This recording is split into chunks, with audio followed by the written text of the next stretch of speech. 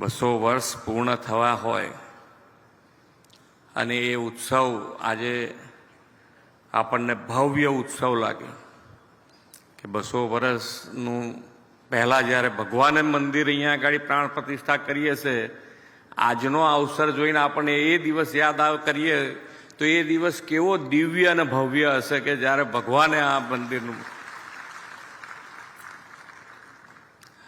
અને આપણે તો આપણી સનાતન ધર્મની સંસ્કૃતિ છે કે જ્યાં ભગવાને આચરણ કર્યું હોય તો જ્યાં જ્યાં આચરણ કર્યું હોય ત્યાં ગાડી એ પથ આખો એમના જ્યાં જ્યાં પગ પડ્યા હોય આચરણમાં, જ્યાં જ્યાંથી વિહાર થયો હોય એમનો, તો ત્યાં દરેકે દરેક કણે કણ આપણે પવિત્ર માનીએ. અહીંયા તો ભગવાન જાતે ભગવાનને બિરાજમાન કર્યા છે. એટલે આ મંદિરની ભવ્યતા જ કંઈક ઓર છે. જે 9 મંદિરો બનાવ્યા એમાં 5મું મંદિર આ જેતલપુરનું ભગવાને બનાવ્યું.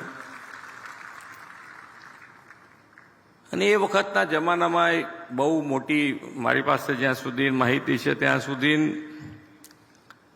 કુરિવાજો અને અંધશ્રદ્ધા ને એ બધામાંથી બહાર કાઢવાનું જો કોઈએ મોટું કામ કર્યું હોય તે ભગવાન સ્વામિનારાયણ